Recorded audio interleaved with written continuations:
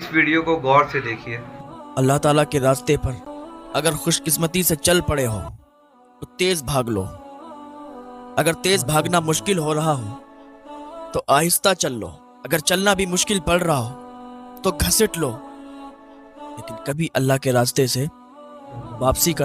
अल्लाह ताला के अलावा वो कौन था जिसने हजरत जिब्राइल अलैहिस्सलाम जैसे ताकतवर फरिश्ते को भी डरा दिया था। एक मर्तबा हमारे नबी मोहम्मद सल्लल्लाहु अलैहि वसल्लम और हजरत जिब्राइल अलैहिस्सलाम एक साथ बैठकर बातें कर रहे थे और अचानक से आसमानों को चीरते हुए एक और फरिश्ता इस जमीन पर आया, जिसे देखकर हजरत जिब्राइल अलैहिस्सलाम छोटे हो गए और पीछे हटने लगे, जैसे कि वो उससे डर रहे हो। वो फरिश्ता हमारे नबी पाक सल्लल्लाहु अलैहि वसल्लम के पास आया और कहने लगा, ऐ अल्लाह के नबी, मुझे अल्लाह ने भेजा है और आपके लिए दो फरियाद लेकर आया हूँ। या तो आप अपनी जिंदगी एक आम इंसान की तरह गुजारे या फिर एक बादशाह की तरह। आपने पहली फरियाद को अपना जवाब दिया और वो फरिश्ता वहाँ से चला गया। उसके बाद आप सल्लल्लाहु अलैहि वसल्लम ने हजरत अय्यूब अलैहिस्सलाम के पास सब कुछ था। वो बहुत ज्यादा रईस थे और अपने समय के मल्टी मिलियनर थे।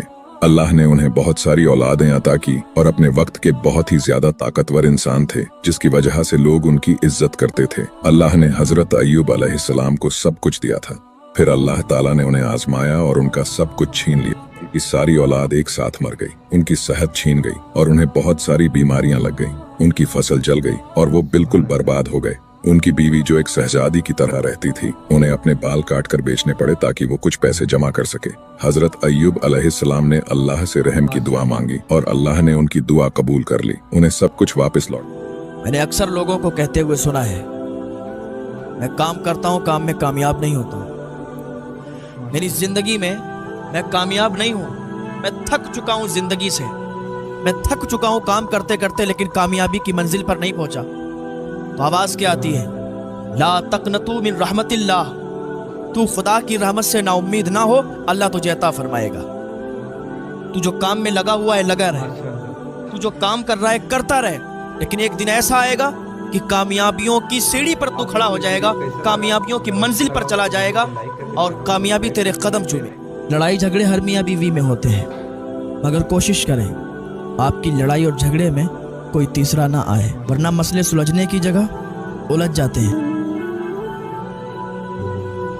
और हदीस पाक है, हुजूर सल्लल्लाहु ताला अलैहि वसल्लम ने फरमाया कि जो शख्स जुमेरात के दिन असर और जोहर के दरमियान 2 रकात नमाज नफिल अदा करे, और पढ़ने का तरीका क्या है कि नियत बांधे और अलहम्दु शरीफ के बाद 100 मरतबा आयतुल कुर्सी पढ़े, और दूसरी रकात में अलहम्दु शरीफ के बाद 100 मरतबा कुल हु वल्लाहु अहद ये पूरी सूरत पढ़े, और नमाज से फारिग होने के बाद 100 मरतबा दरूद शरीफ पढ़े, तो अल्लाह पाक उसे रजब, शाबान, रमज़ान के रोज़ा रखने वालों के बराबर सवाब अता फरमाता है। नीज उसको इतना सवाब दिया जाता है कि जितना खाने काबा के हाजियों को सवाब दिया जाता है। सुभान अल्लाह। और उसके लिए इतनी नेकियां लिखी जाती हैं कि जितने मोमिन हैं। इहयाउल उलूम जिल्द अव्वल और सफ़ा नंबर 205 गुनियतुत तालिबीन में ये मौजूद है। इस औरत को घोड़े से इतनी मोहब्बत हो गई थी कि इसने खुद को ही घोड़े के जैसा बना लिया 12 ऑपरेशन करवा के, जिसमें इसको तकरीबन $2 लाख यानी 1.5 करोड़ रुपए का खर्च आया।